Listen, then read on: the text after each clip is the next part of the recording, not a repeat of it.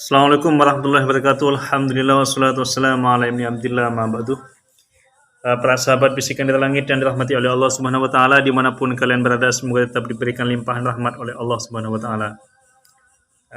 Saya malam hari ini bersama Al Ustadz Rafiki. Sehat tak? Alhamdulillah. Bersama Ki Rosid. Bagaimana Gus? Sehat Gus? Pak Kiai? Sehat. Alhamdulillah. Minta tolong Tan.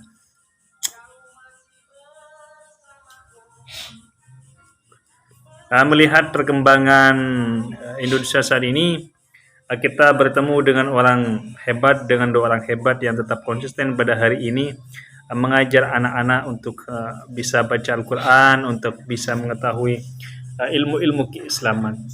Orang-orang ini tidak suka mengklaim bahwa mereka lah yang bisa membintarkan anak didik ini, anak didik itu.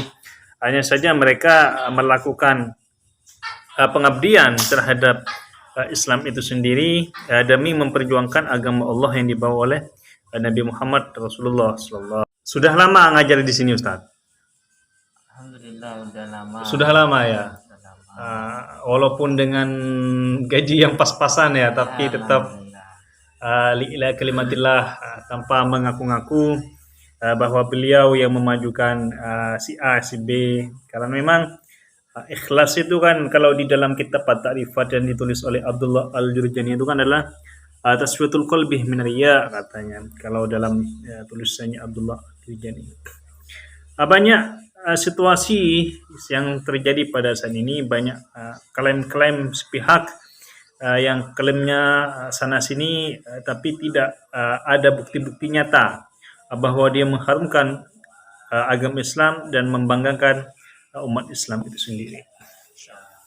Orang-orang seperti kedua orang yang di dekat saya ini sebenarnya perlu dicontoh oleh khalayak ramai, lebih-lebih oleh para pemirsa sahabat bisikan dari langit. Karena kenapa?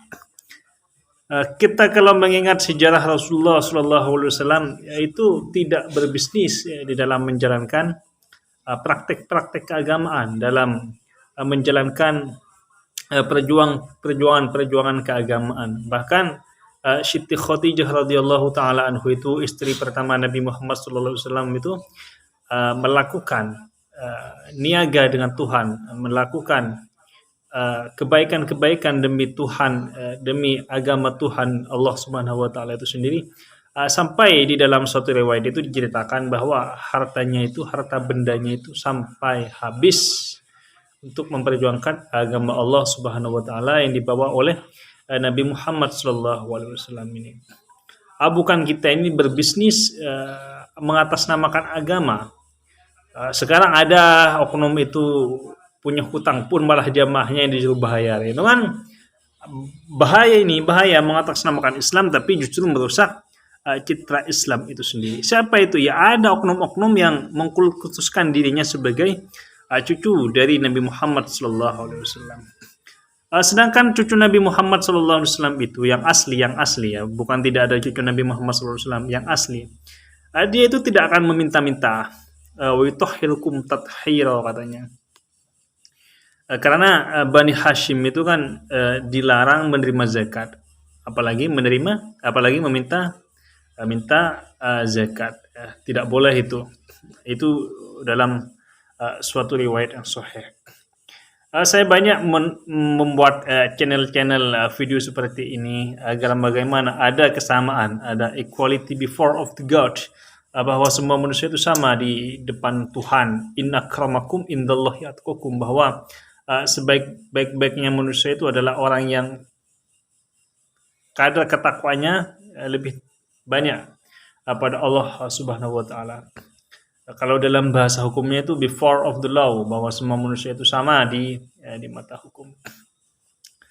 Dengan adanya kesadaran ini kita bisa mampu menyamai negara-negara yang telah maju, karena di negara-negara maju itu hati itu tetap condong pada kebaikan, sedangkan akal itu dia melakukan imajinasi yang sangat tinggi, lalu imajinasi itu dipraktekkan pada hal-hal yang nyata, pada pokok-pokok kerja-kerja nyata di lapangan, sehingga mereka mampu mendesain segala bidang baik dalam teknologi maupun militer. Itulah yang dimaksud dengan perkembangan zaman, perkembangan pikiran sehingga mampu menciptakan negara-negara maju seperti negara-negara adidaya.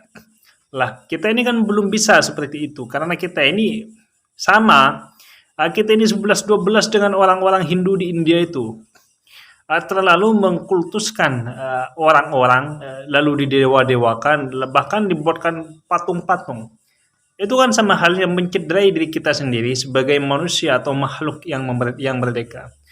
Karena kalau manusia ini kan beda dengan hayawan. Kita ini adalah hayawanun natik katanya, yaitu makhluk yang mampu berpikir, mencerna, menciptakan banyak hal dan melakukan banyak hal, sehingga tidak ada perbudakan di dalam umat manusia itu karena kita sudah dimerdekakan sendiri oleh Allah Subhanahu wa taala. Dengan apa?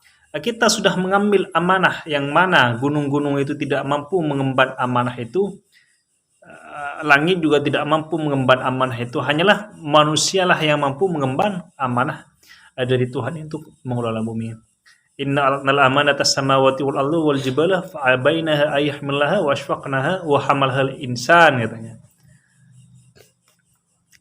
Para sahabat bisikan dari langit yang dirahmati oleh Allah, mari kita ini hidup dalam kebersamaan, equality, kebersamaan, bahwasanya kita ini semua sama di depan hukum, sama di depan Tuhan, sama di depan manusia. Yang membedakan itu kan adalah akar ketakwaannya. Kita boleh memuliakan orang itu kan karena ilmu itu adalah suatu zat yang memang murni kesucian dari Tuhan yang masuk di dalam diri manusia sehingga manusia itu terpancar di dalam jiwanya itu adalah sebuah cahaya. Al-ilmu nurun katanya. Ilmu itu adalah cahaya. Jadi dia mau anaknya Superman, mau anaknya Batman, mau anaknya Ken Dedes, kalau dia sudah punya ilmu maka dia itu terpancar di dalam dirinya sebuah cahaya dari Allah Subhanahu wa taala. Albert Einstein itu tidak pernah mandi, tapi terpancar di dalam dirinya sebuah cahaya yang mana semua orang tahu bahwa Albert Einstein adalah salah satu orang paling jenius. Atau siapa itu? Stephen Hawking gitu. Stephen Hawking seorang ateis, tapi dia punya ilmu, dia mampu menciptakan teori-teori tentang banyak hal, sehingga teori-teori itu dibaca oleh umat manusia puluhan juta, ratusan juta, bahkan miliaran manusia yang telah mengenal Stephen Hawking itu. Atau masalah Edison, dia terpancar di dalam dirinya walaupun dia bukan Islam, karena di dalam dirinya itu terdapat nur, terdapat cahaya terhadap ilmu Tuhan yang telah dipelajari. Sehingga yang membedakan itu antara manusia yang satu dan manusia yang lain adalah dari pokok pengetahuannya. Para sahabat bisikan dari langit dan rahmati Allah Subhanahu wa taala, sekian dari saya, semoga bermanfaat. Amin Allahumma amin.